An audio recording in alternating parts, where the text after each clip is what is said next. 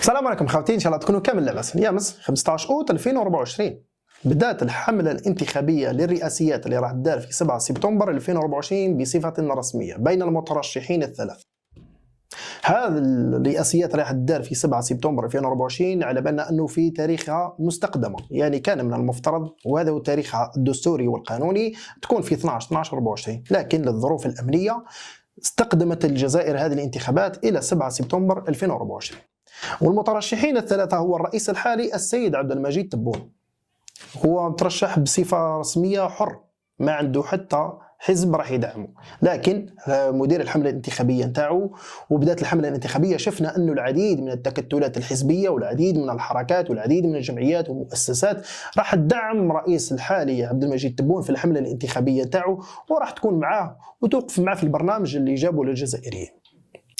المترشح الثاني هو رئيس حركة مجتمع السلم السيد عبد العالي حساني الشريف، هو ثاني دخول للغمار المنافسات الرئاسية اللي حدث في 7 سبتمبر. وحركة مجتمع السلم كما على بالنا هي حركة منظمة عندها العديد من المكاتب في العديد من ولايات الوطن، عندها نشاط لا بأس به، عندها قاعدة شعبية لا بأس بها، عندها تنظيم وعندها ديناميكية سياسية داخل البلاد، وعندها قدرة أنها تأثر وأنها تجيش وأنها تجيب اصوات للمترشح نتاعها اللي داخل الرئاسيات السيد عبد العالي حساني الشريف. المترشح الثالث وهو المفاجاه، مترشح عن حزب جبهه القوى الاشتراكيه، هذا الشاب اللي يتسمى حسين اوشيش، هذا الشاب اللي ترشح بصفه رسميه باسم حزب جبهه القوى الاشتراكيه، هذا الحزب اللي يعرفوه جميع الجزائريين انه اقدم حزب في الجزائر معارض للانظمه السابقه ولا الحكومات والسلطات السابقه اللي تعرفتها الجزائر منذ الاستقلال. هذا الحزب اللي ممكن بعد نهاية ولا في بداية 2018 بدأ يغير في ديناميكية السياسية اللي يتعامل بها داخل الساحة السياسية الجزائرية، وبدأ يدخل في المنافسات سواء البلدية ولا الولائية والمنافسات التشريعية، والآن راح يدخل في منافسة في الانتخابات الرئاسية، واستقدم السيد الأمين العام الحالي السيد حسين أوشيش. كل مترشح لهذه الانتخابات الرئاسية عنده برنامج رئاسي راح يقدمه للجزائريين وسماه بالتسمية. الرئيس الحالي السيد عبد المجيد تبون سمى البرنامج نتاعو الرئاسي اللي راح يقدمه الجزائريين من أجل جزائر منتصرة، راح يقدم فيه العديد من الوعود ويقدم فيه العديد من الإصلاحات ويقدم فيه العديد من الخطوات الإيجابية التي ينتظرها جميع الجزائريين. عبد المجيد تبون في العهدة الأولى وعد الجزائريين ب 54 وعد، وفى منها العديد اكيد بنسب مختلفه، كانت وفات 100%، كان لي 50%، كان لي 30%. عبد المجيد تبون الرئيس الحالي يشوف انه لازم له عهده ثانيه باش يستكمل جميع الاصلاحات اللي بداها في 2019، وعلى هذا دخل بهذا البرنامج ويقولنا اسمه من اجل جزائر منتصره. البرنامج الثاني اللي يروج له المترشح الثاني اللي هو عبد العالي حساني الشريف سماه فرصة للجزائريين. قلنا أنه حركة مجتمع السلم حركة متجذرة داخل الشعب الجزائري، عندها قواعد شعبية لا بأس بها، عندها قاعدة جماهيرية، عندها مكاتب في العديد من الولايات الوطن، عندها تنظيم وحركية داخل الساحة السياسية الجزائرية، تقدر تجيش الجماهير تاعها ولا المنتسبين إليها ولا المقتنعين بالبرامج اللي تقدمها، وفي هذا البرنامج اللي سماته فرصة. وعبد العالي حساني بدا في الحملة الانتخابية نتاعو يروج لهذا البرنامج اللي اسمه فرصة، وهي فرصة للجزائريين حسب المدير الحملة الانتخابية لعبد العالي حساني الشريف. المترشح الثالث هو يوسف أوشيش اللي قلنا ترشح باسم حركة جبهة القوى الاشتراكية، هذا الحزب المعارض. هو يركز على عنصر مهم جدا وهو الشباب بحكم أنه شاب، وسمى البرنامج نتاعو رؤية للشباب الجزائري، رؤية للجزائريين اللي يحبوا يشوفوا رؤية واحدة أخرى وتوجه واحد آخر وبرنامج واحد آخر مخالف للبرنامج اللي جابه تبون ولا المخالف للمنافس الثاني هو عبد العالي حساني الشريف. رؤية هذا البرنامج الانتخابي اللي جابه السيد يوسف أوشيش ويعرضوا على الجزائريين فيه العديد من الإصلاحات وفيه من العديد من الخطط المدروسة من طرف هذا الحزب اللي هو جبهة القوى الاشتراكية، وهو يركز على أجل عنصر الشباب.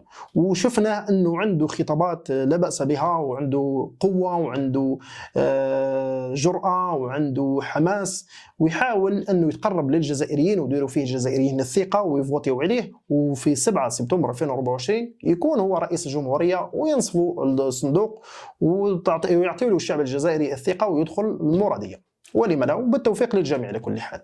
لكن الملاحظ والمتتبع للانتخابات الرئاسية الحالية اللي راح تدار في 2024 يلاحظ العديد من النقاط ممكن نصنفوها بالسلبية. كي بدات الحملة الانتخابية وقبل حتى ما تبدأ الحملة الانتخابية، هذا في يومها الثاني، ما كانش هذيك المنافسة الشرسة بين هذه المترشحين الثلاثة، هما أصلا غير 3 مترشحين. ما كانش هذيك المنافسة الشرسة، ما كانش هذيك التصريحات القوية، ما كانش هذيك القوة من المنافسين الزوز اللي راح ينافسوا الرئيس الحالي عبد المجيد تبون. أنا بكل صراحة خوتي حسب مرة نلاحظ في الساحة السياسية الجزائرية ما كانش هذيك القوة، ما كانش هذاك الحماس عند الشعب، ولا تكون هي موضوع عند كل شرائح الشعب ويشوفوا أنه تكون منافسة قوية بين المترشحين الثلاثة، لأنه هذه الانتخابات الرئاسية راهي انتخابات مصيرية في أي دولة تدخل الانتخابات الرئاسية وتعتمد على النظام الديمقراطي ولا شرعية الصندوق. هذه الانتخابات تكون مصيرية جدا، يعني ممكن تكون هي اللي تنجحها، ممكن هي لا قدر الله تقدر تردها للصفر. على هذا الانتخابات الرئاسية اللي داخلين عليها حاليا ما فيهاش منافسة قوية بأتم معنى الكلمة، سواء من التصريحات اللي تجي من رؤساء من المترشحين الزوز اللي حينافسوا من رئيس الجمهورية، سواء من مدراء الحملة الانتخابية لكل واحد منهم. يعني هي تصريحات نقدر نقولوا ضعيفة إلى أبعد الحدود، فيها نوع من الحياء زائد من اللزوم، ما فيهاش الشجاعة اللازمة، ما فيهاش الحماسة اللازمة، ما فيهاش هذيك القوة ونستشعروا فيهم هذيك الرغبة في الوصول إلى مرادية. يعني اللي راح يدخل الانتخابات الرئاسية يبين أنه للشعب الجزائري ولا اللي راح يروحوا لهم باش يفوتيو عليه، يبين لهم أنه فيه كل الصفات اللازمة وكل الخصائص اللازمة أنه يكون رئيس الجمهورية، ويبين القوة نتاعو ويستعرض عضلاته ويبين لنا يهضر البرنامج تاعو ويستخدم رجاله ويهضر على الحزب نتاعو والبرنامج نتاعو، وتكون منافسة شرسة بأتم معنى الكلمة بين الثلاث رؤساء. على بالنا أكل أنه الاقتراحات ولا التكهنات تقول أنه الفائز ممكن في الدور الأول تكون للرئيس الحالي السيد عبد المجيد تبون، لأنه القاعدة الجماهيرية للرئيس الحالي السيد عبد المجيد تبون هي قاعدة جماهيرية جارفة وراح يفوز نقدر نقول 99%. لكن هذا ما يمنعش أنه ما تكونش منافسة قوية من هذا كل الزوز. يا خويا حتى وراح تخسر بعد قدم اللي عليك. بين الجزائر انه قدمت، حاولت تنافس رئيس الجمهوريه وكانت عندك القوه وكانت عندك الجرأه وكانت عندك الشجاعه، وهذه هي الديمقراطيه اللي نتمناها. اكيد ما راحش نوصلوا للديمقراطيه اللي في الدول الغربيه، مثلا المنافسه الشرسه حاليا بين ترامب الرئيس السابق للولايات المتحده الامريكيه ونائبه بايدن اللي هي كامالا هاريس. هذه اكيد ما راحش نوصلوا لهذيك المنافسه الشرسه، وما راحش نوصلوا للمنافسه الشرسه اللي كانت بين اليسار واليمين اللي دارت في فرنسا، لكن نحاولوا انه تكون عندنا منافسة لا بأس بها ومقنعة للشعب الجزائري ولا المتتبع للشأن السياسي الجزائري ولا الانتخابات الرئاسية الجزائرية. واش رايكم انتم اخوتي؟ اعطيوا لي رايكم في الحملة الانتخابية والمنافسة بين هذا الزوز، وبالتوفيق للجميع. وان شاء الله اللي يجي للجزائر ويجيب البرنامج اللي يقدمه للجزائريين يحاول يحل المشاكل اللي يعانيها الشعب الجزائري، مثل تدني القدرة الشرائية ولا انخفاض قيمة الدينار الجزائري والعديد من المشاكل اللي تعانيها الجزائر. وبالتوفيق للجميع. غلبت. السلام عليكم.